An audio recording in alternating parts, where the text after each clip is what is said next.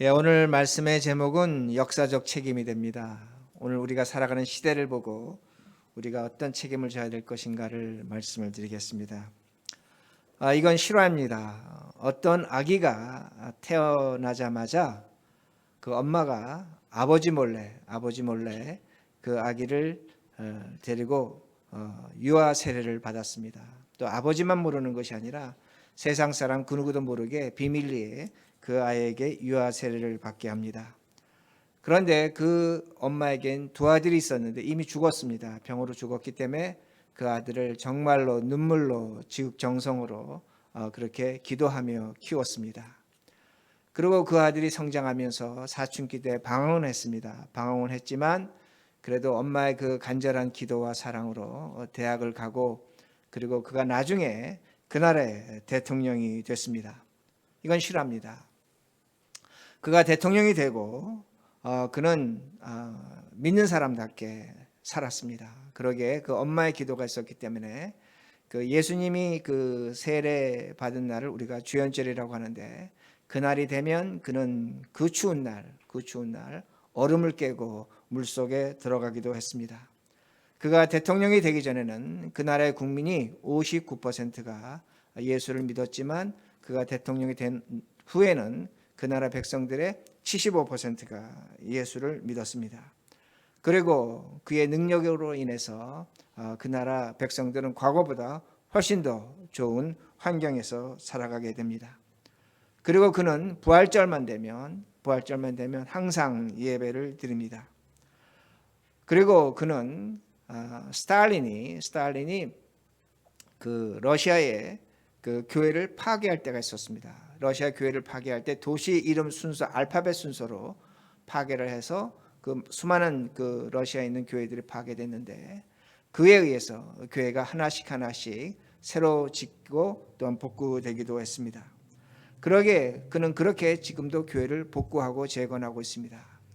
그러게 그는 하나님이 기뻐하는 사람이 될 수가 있습니다.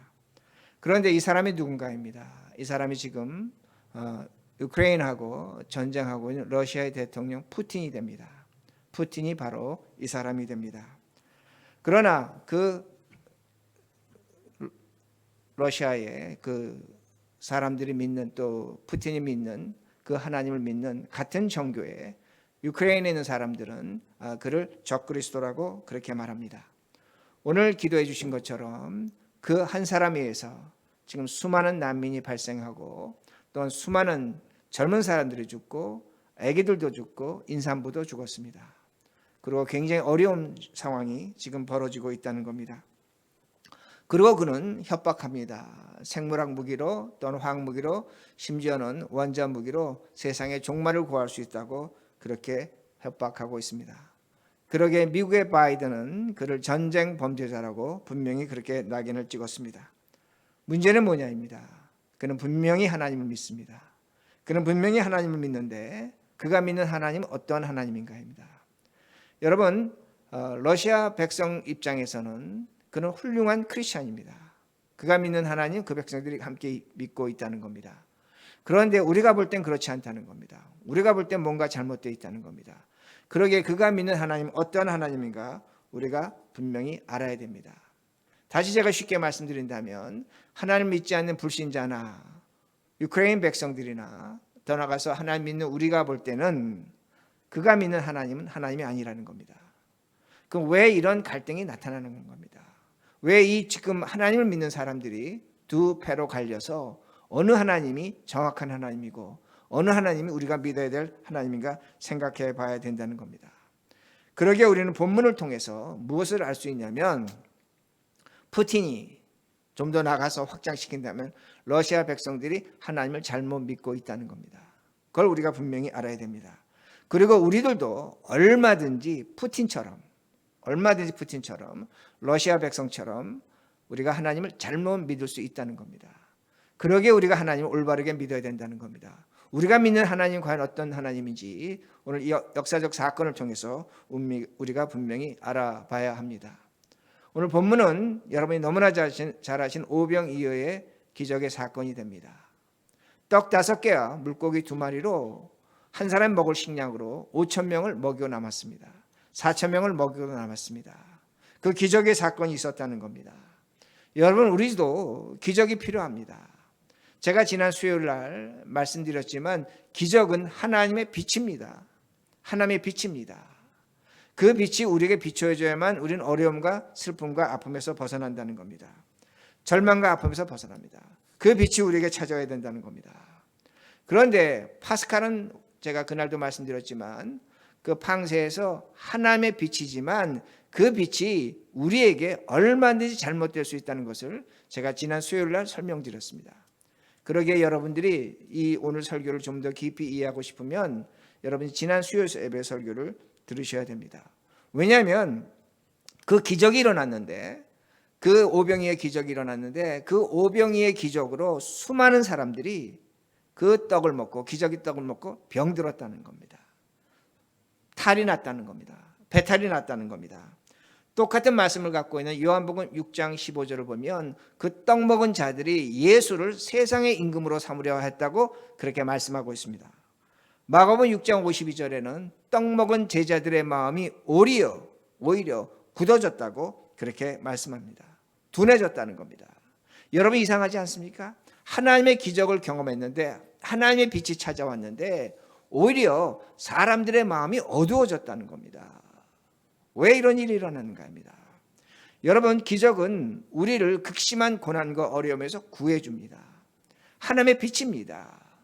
그러나 그 기적이 잘못될 때 우리는 그 기적으로 오히려 죽을 수 있다는 겁니다. 망할 수 있다는 겁니다. 여러분 기적은 뭡니까? 제가 수없이 강조하지만 기적은 예수님이 하나님 되심을 계시하는 겁니다. 기적은 예수님이 하나님 되심을 계시하는 겁니다. 기적이 외형적으로 볼 땐 우리를 위해 주는 것 같습니다. 맞습니다. 우리를 위해 줍니다. 그러나 예수님은 그 기적을 통해서 예수가 하나님이라는 것을 계시하고 있다는 겁니다. 하나님이 우리에게 기적을 베푸신 실제적 목표는 뭐냐면 이유는 뭐냐면 기적을 통해서 예수가 하나님이라는 것을 믿으라고 그렇게 말씀하시는 겁니다. 그러기에 오늘 이 말씀에서 우리가 기적을 잘못 이해할 때 이것이 오늘 우리를 죽이는 독이 될 수 있다는 겁니다. 제가 오늘 이제 러시아 얘기를 할 겁니다. 제가 러시아를 언제 갔냐면 10년 전에 우리 둘째가 그 알파뱅크라는 데 초청을 받아서 1년 동안 가 있었던 적이 있었습니다. 그때 제가 러시아를 우리 집사람하고 같이 갔다 왔습니다. 그런데 그때 제가 러시아를 갔을 때 우리 아이가 아빠 나하고 그 러시아 교회에 성지순례 하는 곳에 한번 가자는 겁니다. 그래서 모스크바에서 기차를 타고 한 1시간 반 정도 가니까 그 러시아 정교회 사람들이 가는 성지순례하는 수도원이 있었습니다. 근데 제가 가니까 이제 제가 동양인이고 또 미국서 왔다 그러니까 영어하는 안내자를 붙여줬습니다. 그래서 영어하는 안내자의 그 안내를 받아서 수도원을 이렇게 돌아볼 수가 있었는데 그때 제가 참 감사한 것은 뭐냐면 일반인이 들어가지 못하는 특별한 곳을 열쇠로 잠궈놓은 곳인데 그때 저희 부부를 데리고 들어가서 그 안을 제가 들여다볼 기회가 있었습니다. 안에 이제 열쇠로 잠근 오래된 그 이제 성당과 같은 건물인데 안에 들어가다 보니까 엄청난 아이콘들이 있었습니다. 지금 아이콘이라는 건 뭐냐면 영어에서 이미지를 갖다가 아이콘이라고 하는데 헬론 이콘이라고 합니다. 그 뭐냐면 사람들의 손으로 만든 각종 그림과 어떤 형상들입니다. 그것이 그 안에 굉장히 뭐 여러 가지로 아주 아름답게 장식이 되어 있었습니다. 그러면 러시아 사람들은 그거 왜 그렇게 장식을 하냐면 그 장식이 그 그림이 그 형상들이 기적을 베풀어 준다고 믿는 겁니다. 그러니까 기적이 어디서 나오냐면 그 그림과 형상과 장식에서 나온다고 그들이 믿고 있는 겁니다. 기적이 일어난다는 겁니다. 근데 제가 그날 간 날 러시아 군인들이 많이 왔습니다. 군인들이 많이 와서 그 사람들이 거기서 성수를 먹고 성수를 마시고 또한 여러 가지 그 수도원에 있는 사제로부터 축복도 받고 사진을 찍고 그런 걸 봤습니다. 근데 거기에 온 사람들마다 다 어떻게 하냐면 거기 황금으로 만든 관이 있습니다. 황금인지 아닌지 모르지만 아주 금색으로 된 관이 있는데 오래전에 죽은 성인의 시체가 있는 겁니다. 그 성인의 시체가 있는데 그 성인의 시체 앞에 사람들이 다 무릎을 꿇고 거기다 키스를 합니다. 왜 그런 일을 하냐면 그 성인이 베풀었던 기적이 내가 이렇게 함으로 나에게도 나타난다는 겁니다. 그리고 그 안에 성수가 있었는데 그 성수를 다 마십니다. 누구든지 마십니다. 그 마시는 이유는 그걸 먹고 건강해지고 또한 죽음을 당하지 않는다는 겁니다. 전쟁에 나가서 죽음을 당하지 않는다고 그렇게 생각을 합니다. 그러기에 사람들이 거기 온 이유는 뭐냐면 죽은 시체가 있는 겁니다. 각종 그림이 있는 겁니다. 그것을 통해서 기적을 얻겠다는 겁니다. 근데 그 안내해 주던 사람이 저에게 묻습니다. 너희 교회 장로교회는 성자가 있느냐 성이 있느냐고 그렇게 묻습니다. 그러게 제가 우리는 예수 그리스도가 십자가에 죽고 부활하심으로 너도 그렇고 나도 그렇고 세인트다, 성자다, 성인이다 라고 말했더니 그 사람이 놀랍니다. 손살을 치면서 뭐라고 얘기했냐면 나는 기적을 베푼 적이 없기 때문에 성자가 아니라는 겁니다. 성인이 아니라는 겁니다. 여러분 그 러시아 정교를 통해서 충분히 이해할 수 있는 얘기가 됩니다. 그리고 제가 지금도 기억나는 것이 그 방에 들어갔을 때 아담과 이브의 선악과 사건이 있고 카인과 아벨의 그 살인 사건한 그림이 있는데 그것이 저 뒤쪽에 그려져 있습니다. 한쪽 구통에 그려져 있었습니다.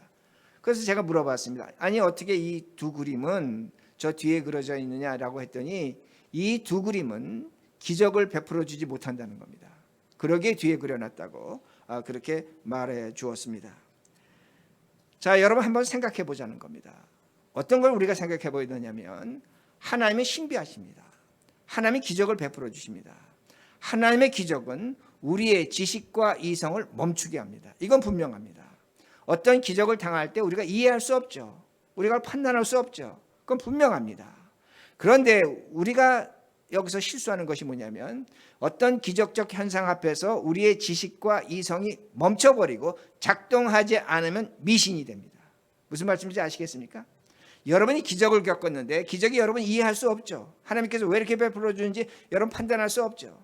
그런데 그 순간에 여러분들이 지식과 이성과 판단을 하지 않으면 그 순간에 그 다음에 맹목적으로 믿는 겁니다. 미신이 되는 겁니다. 제가 왜 이렇게 말씀드리냐면 요한일서 4장에 분명히 요한은 말하기를 모든 영을 다 믿지 말라는 겁니다. 영적인 거 다 믿지 말라는 겁니다.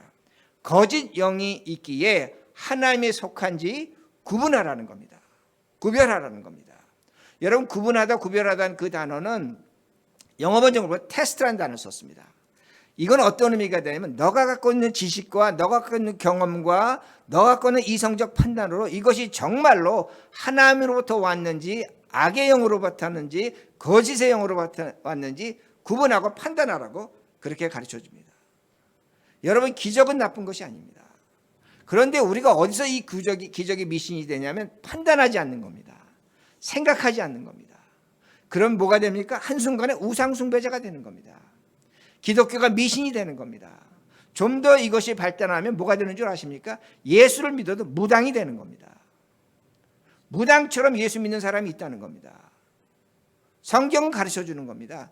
이것이 거짓의 영인지 하나님의 영인지 구분하고 판단하라는 겁니다.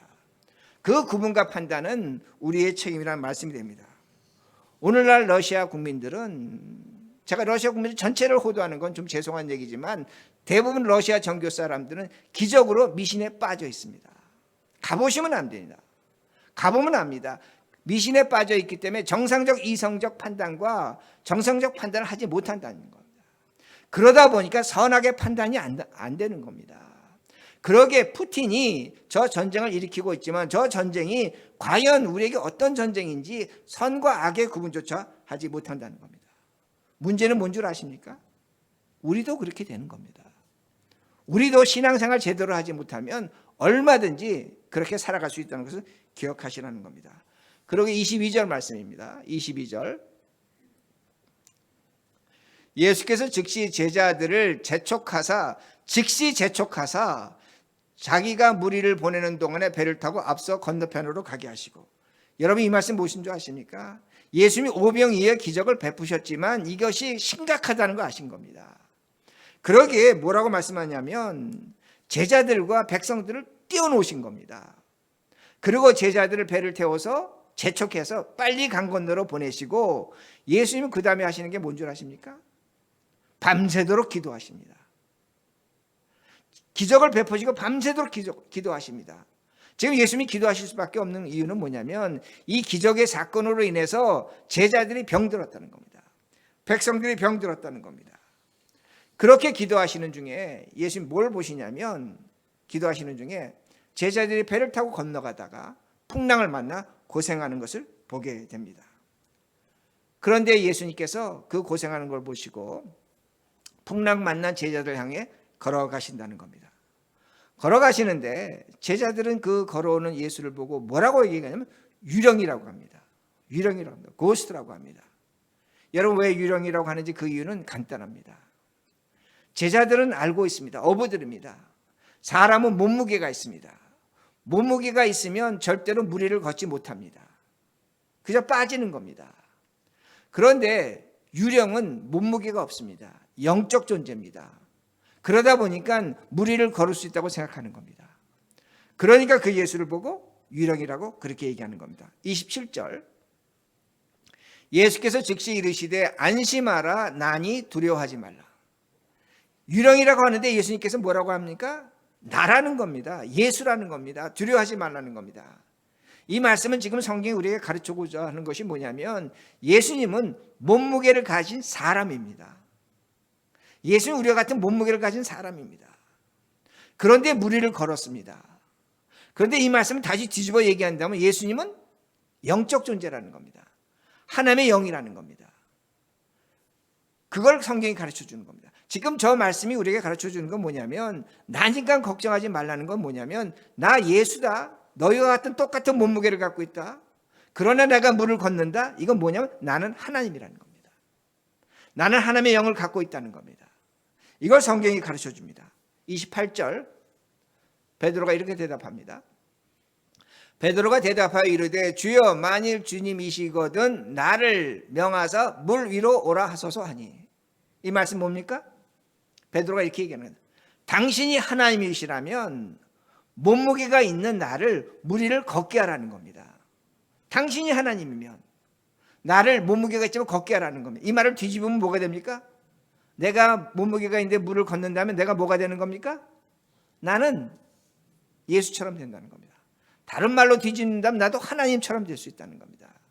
여러분 이 말씀을 다시 말씀드린다면 뭐냐면 베드로가 뭐라고 얘기하냐는 거냐면 마치 창세기에 아담이 선악과를 먹고 하나님과 되려는 것과 똑같은 겁니다.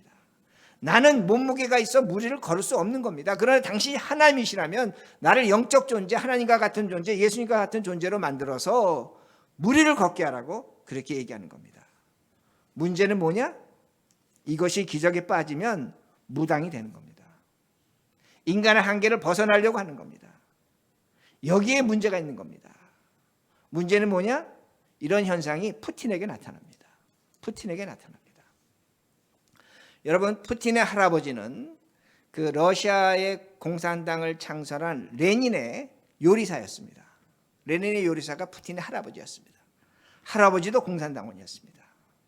아버지도 철전 공산당원이었습니다. 그러게 2차 세계대전 때 공산당원으로 독일과 전쟁에 참여한 사람입니다. 그러게 그 엄마가 푸틴에게 유아세례 베풀 때 아버지 모르게 베푼 겁니다. 그러니까 뭘 우리가 알 수 있냐면 푸틴의 의식 속에는 공산주의라는 것이 흐르고 있다는 겁니다. 흐르고 있다는 겁니다. 그리고 푸틴을 통해서 우리가 한번 볼 수 있는 게 뭐냐면 공산주의와 기독교가 결합하면 어떻게 됐는가를 보여주는 겁니다. 아주 중요한 겁니다. 한 사람이 일생이지만 어머니로부터 유아 세례를 받았습니다. 어머니에 의해서 유아 세례를 받았습니다. 어떤 신부에 의해서 받았지만 그러나 동시에 그는 공산주의 사상, 세상의 세상을 갖고 있다는 말씀이 됩니다. 그러면 그가 갖고 있는 공산주의입니다. 공산주의를 우리는 정치용어로 생각하는데 공산주의는 경제용어입니다. 정치용어가 아닙니다. 공산주의를 갖다 우리가 여러 가지로 학교에서 배웠지만 단 두 가지로 얘기한다면 첫째는 유물주의입니다. 유물론입니다. 모든 것은 물질이라는 겁니다. 세상은 물질이라는 겁니다. 사람도 물질이라는 겁니다. 우리의 정신도 물질적 현상이라고 얘기하는 겁니다. 이게 유물론입니다. 그러니까 이 세상 모든 것은 하나의 물질이라는 겁니다. 두 번째는 뭡니까? 계급투쟁입니다. 계급투쟁이라는 건 뭐냐면 노동자와 자본가가 있는데 그 노동자가 계급적 투쟁을 위해서 평등한 권리를 누리자는 겁니다. 그런데 그 투쟁의 그 방법이 어떠하든 상관없습니다. 왜냐하면 인류 역사가 계급 투쟁의 역사라는 겁니다. 그러니까 너와 내가 계급이 다르다면, 너와 내가 똑같아지려면 수단과 방법을 가리지 않고 투쟁을 해서 목적을 이루는 것이 바로 공산주의라는 말씀이 됩니다. 싸움은 너무나 당연한 겁니다. 근데 기독교는 뭡니까? 만물을 하나님께서 창조하셨습니다. 만물을 하나님께 창조하셨고, 특히 사람을 만드실 때 하나님의 형상이 들어가 있는 겁니다. 이마고 데이, 하나님의 형상이 사람 속에 있는 겁니다. 그러므로 우리는 하나님의 영을 갖고 있는 겁니다. 그러게 기독교에서는 뭐라고 얘기합니까? 사람을 육체를 갖고 있고 정신을 갖고 있고 더 나아가서 영을 갖고 있다고 얘기하는 겁니다. 공산주의와 다른 겁니다. 또한 기독교는 뭡니까? 사랑입니다. 너와 내가 계급이 다르지만, 너와 내가 원수지만 예수 그리스도가 십자가에 죽고 부활하셨고 우리의 죄를 용서하셨기에 사랑한다는 겁니다. 우리에게는 서로 다른 계급이 있죠. 이방인이 있고 헬라인이 있고 유대인이 있죠. 주인이 있고 종이 있죠. 그러나 사랑의 대상이라는 겁니다. 여러분, 공산주의와 기독교는 만날 수가 없는 이념입니다. 가치관입니다. 그런데 이걸 통일시킨 사람이 누군지 아십니까? 푸틴입니다. 푸틴은 이걸 교묘하게 이용했다는 말씀이 됩니다. 그는 러시아 정교와 이 공산주의를 섞었습니다. 그러게 어떻게 만들었냐면 그 러시아 정치를 종교화했습니다. 그리고 러시아 그 정교회를 정치화했습니다. 푸틴에 의해서 일어난 일이라는 겁니다. 그러기에 그는 지금도 러시아 백성들에게, 일부적이겠지만 많은 사람들에게 러시아 정교의 메시아입니다. 메시아입니다. 그리고 그는 그날의 차르입니다. 황제라는 것을 기억하셔야 된다는 겁니다. 왜 우리가 이걸 알 수 있냐면 그가 지금 우크라이나하고 전쟁하는데 수많은 사람들을 물건으로 보는 겁니다. 적국이건 아국이건 물건으로 보는 겁니다. 그 사람들이 죽고 임산부가 죽건 아이들이 죽건 상관없는 거다. 물질이 죽는 겁니다. 그러기에 그 전쟁을 끝내지 않는 겁니다. 사람으로 본다면 이럴 수가 없죠. 그는 기독교 신자지만 유물주의에 빠져 있다는 겁니다. 그리고 그는 또한 계급 투쟁을 하고 있는 겁니다. 미국을 비롯한 서구 문명을 악으로 봅니다. 자신의 그 러시아 정교회를, 동방 종교를 선으로 봅니다. 종교 싸움을 하는 겁니다. 종교 투쟁을 하고 있다는 겁니다. 이것이 지금 푸틴이 하고 있는 종교 계급 갈등이라는 겁니다. 싸움이라는 것을 기억하셔야 됩니다. 그리고 그 자신이 하나님과 다를 바가 없습니다. 무당이지만 하나님입니다. 그러게 내가 핵무기로 내 목적을 이루는 것이 하나님의 뜻이라고 착각하고 있다는 겁니다. 문제는 뭔 줄 아십니까? 이런 푸틴이 러시아만 있는 것이 아닙니다. 오늘날 미국 사회, 한국 사회에 깔려 있습니다. 교회 안에도 있다는 겁니다. 이 사람들은 하나님과 자신의 사상을 교묘히 섞어갖고 하나님을 믿게 하는 것 같지만 자신들의 광신도로 만들어버립니다. 자신을 믿게 한다는 겁니다. 교인들을 반지성주의로 만듭니다. 반지성주의로 만듭니다. 대학을 나왔건 PhD를 했건 교회에만 오면 전부 다 바보, 멍청이를 만들어버리는 겁니다. 세상의 철학과 세상의 지식을 죄악시한다는 겁니다. 비정상을 정상으로 만들어버리겠다는 겁니다. 특히 이런 목사들은 설교단을 저급하게 만들어버립니다. 코미디를 합니다. 오늘날 하나님과 그 자신들이 갖고 있는 그 주의 사상이 뒤섞여버리면 이런 현상이 얼마든지 나타납니다. 교회를 파괴하고 사회를 파괴하고 국가를 파괴할 수 있다는 겁니다. 문제는 뭐냐면 오늘 많은 교인들이 제2의 푸틴에 속아 넘어가는 걸 모르고 있습니다. 너무나 당연히 생각한다는 겁니다. 우리가 이런 태도 유지하면 이제는 우리가 역사적 심판을 당한다는 겁니다. 기억하시라는 겁니다. 그러게 30절입니다. 30절. 바람을 보고 무서워 빠져가는지라 소리질러 이르되 주여 나를 구원하소서 하니. 자, 여러분 이 말씀 뭡니까? 베드로가 지금 무리를 걷는데 뭘 봤습니까? 바람을 본 겁니다. 물을 본 겁니다. 예수님을 보지 않은 겁니다. 그러기에 빠진 겁니다. 근데 성경을 보면 예수님은 누구를 보고 왔다고 말씀합니까? 예수님도 무리를 걸 때 바람이 있었죠. 물이 있었죠. 그러나 예수님은 제자들을 향하여 걸어오셨다고 그렇게 말씀합니다. 오늘날 기독교가 미신에 빠지면 예수님의 십자가 바라보지 않고 뭘 바라보는 줄 아십니까? 하나님의 복을 바라봅니다. 기독교가 미신에 빠지면 예수 그리스도의 십자가 바라보지 않고 하나님이 주시는 복만 바라본다는 겁니다. 오늘날 기독교가 미신에 빠지면 하나님의 사랑을 바라보지 않고 목사의 축복을 바라봅니다. 마찬가지라는 겁니다. 오늘도 우리가 예수님을 올바르게 바라보지 않으면 우리 신앙 기복신앙 됩니다. 미신 믿는 것이 됩니다. 이렇게 하다가 무당이 된다는 겁니다. 여러분 기억하셔야 됩니다. 정말로 중요한 겁니다. 제가 다시 러시아 얘기를 하겠습니다. 제가 이제 그때 러시아 갔을 때 모스크바의 레드 스퀘어를 갔습니다. 붉은 광장을 갔습니다. 근데 저는 그때까지 몰랐는데 저는 붉은 광장을 어떻게 생각했냐면 러시아 혁명 때 수많은 사람들이 피를 흘려서 붉은 피를 흘려서 죽어서 그것이 붉은 광장 레드 스퀘어가 됐다고 그렇게 생각을 했습니다. 근데 가서 보니까 그게 아닙니다. 레드 스퀘어는 뭐냐면 원래 그 자리에 러시아 사람들이 기독교를 AD 900년 때 받아들였습니다. 그 이전에 러시아 사람들이 섬기던 우상이 있던 곳입니다. 우상 숭배하던 것을 레드 스퀘어라고 그렇게 말합니다. 붉은 광장이라고 말합니다. 근데 러시아 말로 붉다는 것은 거룩하다는 겁니다. 신성하다는 겁니다.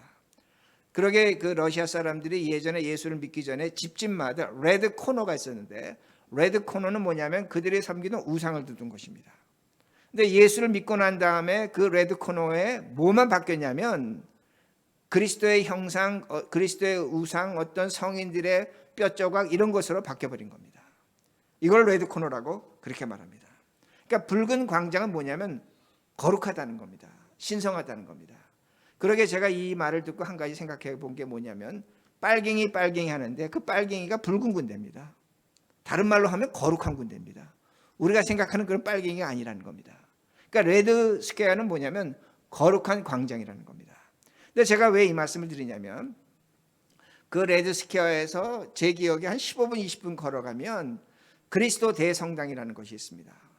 근데 제가 이 설교를 준비하면서 내가 그때 갔던 기분이 그 성당 안에 들어갔을 때 그러니까 제가 불현듯 생각나는 게 참 대단했지라는 생각이 듭니다. 아마 여러분들 중에 갔다 보신 분들도 계실 텐데 그리스도 대성당이라고 있는데 그 성당 안에 들어가면 정말로 어떤 인간의 상상을 초월할 수 있는 그런 장식으로 되어 있습니다. 이게 황금인지 금인지 모를 것으로 그렇게 안에 치장이 되어 있고 그 높은 천정과 그리고 예수 그리스도의 형상과 그 각종 형상을 이렇게 장식을 했는데 정말로 대단합니다. 어떤 면에서 우리의 상상을 초월하는 그런 모습이 됩니다.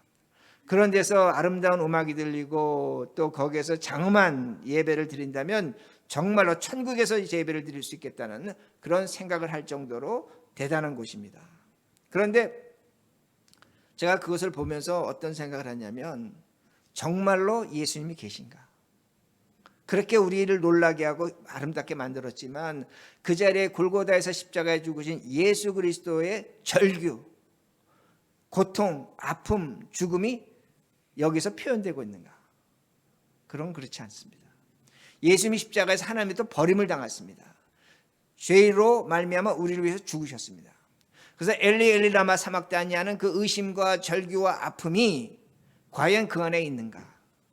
그렇지는 않았습니다. 사람이 만든 최고의 어떤 모습은 있습니다. 정말로 이 세상이 천국과 같습니다. 그러나 골고다 언덕에서 그 쓰레기 하치장에서 죽어가신 예수님의 모습은 나타나지 않았다는 겁니다. 문제는 뭐냐입니다. 문제는 뭐냐입니다. 100년 전에, 200년 전에, 300년 전에 러시아 교회를 그렇게 졌습니다.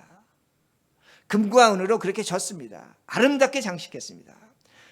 200년 전, 300년 전에, 100년 전에 러시아 교회는 엄청난 부자였습니다. 그 엄청난 교회 땅들을 러시아 농부들이 노예처럼 일하고 거기서 벌어들인 것을 교회는 다 가져갔습니다. 그 백성들의 눈물과 슬픔과 배고픔을 교회는 이해하지 못했습니다. 정확하게 지금부터 거의 100년 전입니다. 1917년에 볼셰비키 혁명이 나타났을 때 그 백성들이 제일 먼저 무너뜨린 것이 교회 종탑이었습니다. 교회 종소리 듣기 싫다는 겁니다. 그리고 러시아 왕족들을 공격했습니다. 여러분, 스탈린이 그 성당, 제가 가본 그 그리스도 대성당을 다이나마이트로 파괴해버렸습니다. 없애버렸습니다. 그리고 거기다 수영장을 만들었습니다.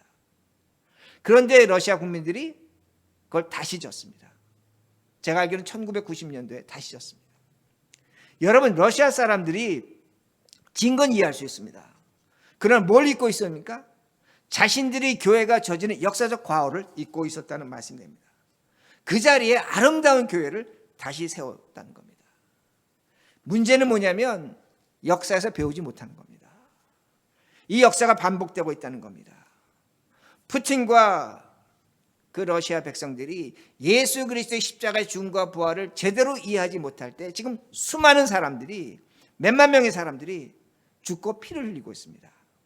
그 피가 지금 마치 저는 어떻게 생각하냐면 아벨의 피처럼 땅속으로 흘러가고 있는 겁니다. 그 피가 하나님께 호소하고 있는 겁니다. 내가 여기 죽었습니다. 하나님이 그 피의 소리를 들으시고 분명히 응답하실 겁니다. 무서운 심판이 푸틴에게 하나님에 의해서 러시아 백성들에게 주어질 것이라는 겁니다. 우리가 예수 믿는 사람들이 제일 싫어하는 말이 뭐냐면 칼 막스의 종교는 아편이라고 하는 겁니다. 그러나 우리는 이걸 들어야 됩니다. 왜 종교가 아편에? 러시아 보자는 겁니다. 정교회 보자는 겁니다. 제가 어떤 교회를 노골적으로 비난한 적은 없습니다. 그러나 그들이 그 교회가 우상으로 빠질 때에 그 종교는 아편으로 나타나고 있는 것을 얼마든지 볼 수 있다는 겁니다. 우리에게도 마찬가지입니다. 여러분에게도 우리에게도 종교는 얼마든지 아편이 될 수 있다는 겁니다. 그러기에 만약에 러시아 교인들이, 푸틴도 마찬가지겠죠, 예수 그리스도의 십자가를 바라보고 그 십자가에서 나의 십자가를 찾았다면 오늘날의 전쟁이 있었을까? 오늘날의 비극이 있었을까? 우리는 생각해 봐야 됩니다. 만약에 러시아 백성들이, 푸틴도 마찬가지겠지만, 그 기적을 추구하는 데서 정말로 정신 차리고 이성적으로 판단하고 자신들의 지식을 갖고 이것이 정말 하나님께 온 건지 악으로부터 온 것인지 구분했다면 그들은 미신에 빠지지 않았을 것이라는 겁니다. 그러기에 우리는 역사적 교훈을 얻어야 됩니다. 이 역사가 하나님의 주체라는 겁니다. 그러기에 마지막입니다. 33절에 이렇게 말씀하십니다. 33절. 배에 있는 사람들이 예수께 절하며 이르되 진실로 하나님의 아들이로소이다. 예수님 누굽니까? 하나님의 아들이라는 겁니다. 십자가에 죽고 부활하신 예수님이 하나님의 아들이라는 겁니다. 간단한 겁니다. 우리가 미신에 빠지지 않고 이런 역사적 실패를 반복하지 않으려면 나의 십자가를 찾는 겁니다. 나의 십자가를 찾을 때 우리는 죄 지을 일이 없습니다. 실수하지 않습니다. 우상에 빠지지 않습니다. 나의 십자가를 찾을 때 우리는 부끄러운 역사에서 벗어나게 됩니다. 그러기에 예수님이 하나님의 아들이십니다.